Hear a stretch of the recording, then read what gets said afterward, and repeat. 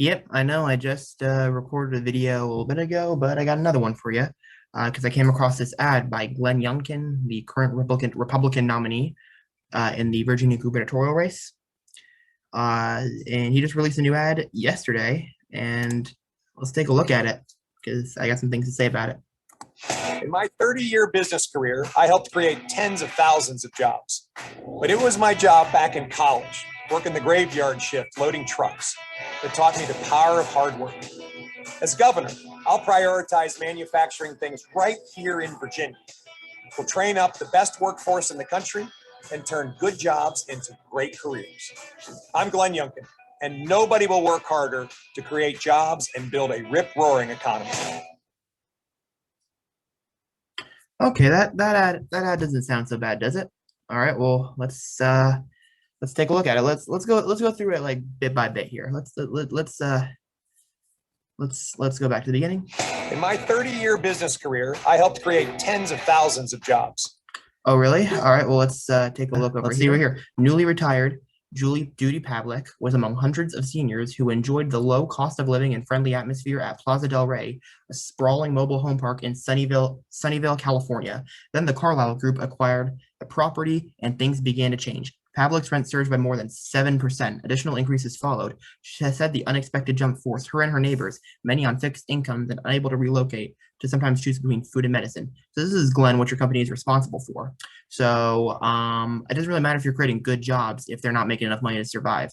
And even then again, right here, we see the 2015 acquisition and subsequent sale of Pavlik's mobile home park is a core business practice for private equity firms such as Carlyle, which buy and restructure private companies to build value for their investors, sometimes cutting jobs and services in the process.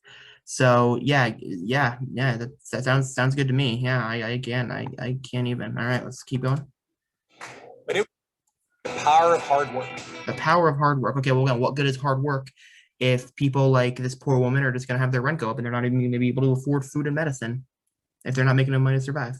Now, granted, this is in California, but this is something your company that you still profit off of. Let's get back to it. As governor, I'll prioritize manufacturing things right here in Virginia. Oh, you will? Oh, that's super interesting because right here it says Virginia gubernatorial nominee Youngkin invested heavily in outsourcing. Yes. See, I knew it. I knew something was up with you. You're what? You're worth like $300 million. There's no way you didn't freaking outsource any of that. Let's see right here. Virginia GOP gubernatorial nominee Glenn Youngkin is running for office on a promise to massively boost jobs in Virginia after serving as co-CEO of the Carlyle Group, a prominent investment firm based in Washington, D.C. that invests heavily in overseas companies that provide outsourcing services. Youngkin, who joined Carlyle in 1995, has served in a variety of positions at the firm, including chief operating officer and president. From 2018 to 2020, he served as co-CEO.